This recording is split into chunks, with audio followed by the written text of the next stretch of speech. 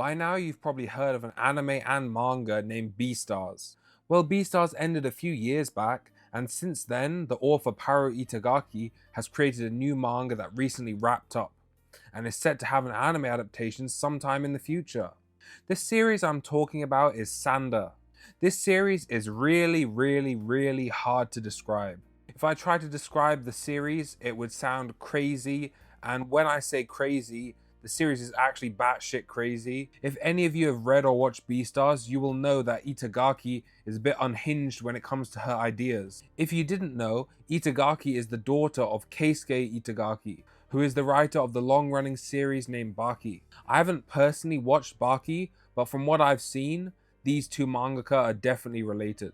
But let's not get distracted from the main reason I'm making this video. If you're watching this video, I assume you may or may not know much about Sanda, since the series isn't that well known, at least in the West. If Sanda had an official English physical release, hey, even a digital release, this series would be a lot more popular, but sadly, if you want to read Sanda in English, you have to rely on fan scans. It's a bit of an awkward situation because Shonen Champion Comics don't have an English publisher in the West, so it's up to Kodansha or Viz Media to license the series independently.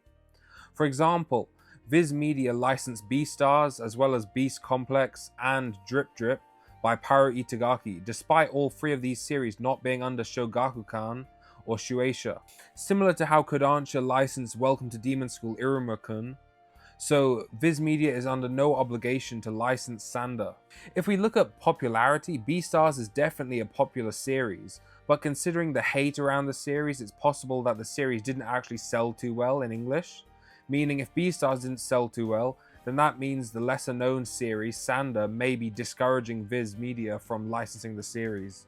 But even though the manga hasn't been licensed in English, the anime adaptation will definitely help grow the Western audience. I have a lot of faith in the anime adaptation, considering the studio behind the anime is Science Saru, who recently animated Dandadan and Scott Pilgrim Takes Off, as well as a bunch of other experimental anime films and series. At the time of recording, not all of Sanda has been fully translated into English by the Fanscan group, so I will show on screen how many chapters I've read out of the 142, just so you have some context behind the video. Next, let's talk about the burning question. Is Sanda better than Beastars? Hell nah! As much as I enjoy Sanda and its wackiness, it's impossible to compare to Beastars. Personally, I believe Beastars to be a very good manga despite its flaws, so going from Beastars to Sanda is a bit jarring. First of all, getting used to the character designs in Sanda takes a bit of time as someone who read Beastars prior. It does indeed take time when you're used to all the anthropomorphic character designs. Enough stalling, why should you give Sanda a try? Sanda is a weird manga. The series itself doesn't know what it's trying to be, in a good way. This type of writing makes the story unpredictable and unconventional. The story focuses on Sanda, a second year in middle school. His classmate Fuyamura attacks him seemingly because she knows something about Sanda. It turns out Sanda is the descendant of Santa Claus, and when he wears the color red, he turns into a muscular adult. This series takes the chaos to the next level. When reading the manga, you will be constantly thinking, what the hell is going on? In one scene, a grown woman, who is also his teacher, but she's kinda evil, it's complicated, makes Sanda watch her poop out a bullet. She's 36! Craziness, insanity, very odd indeed.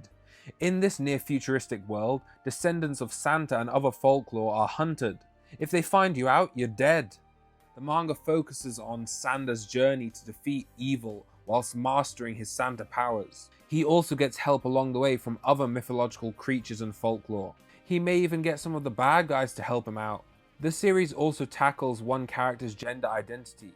One of the main characters, Fuyamura, questions their gender, and the way it's represented in the story isn't offensive or blatant.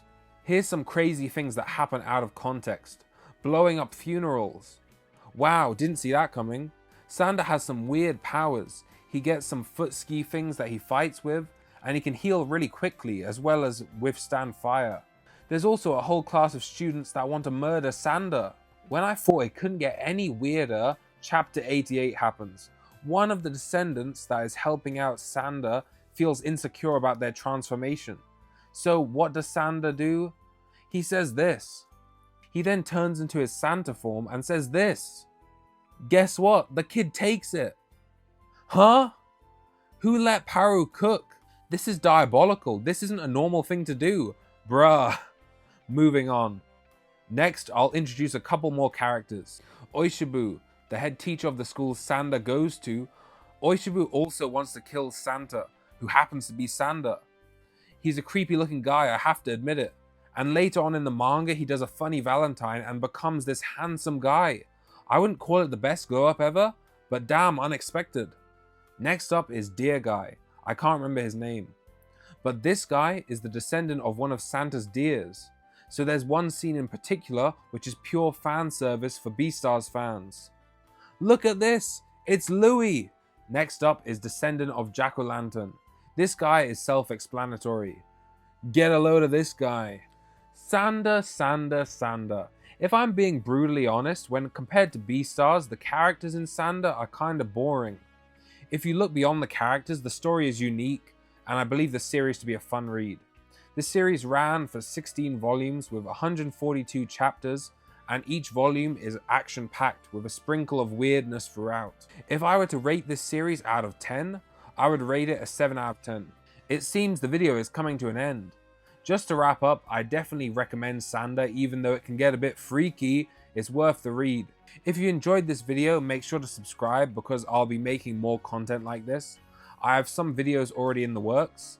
The next video will most likely be a Haikyuu video. Don't forget to leave a like and I'll see you guys next time. Peace.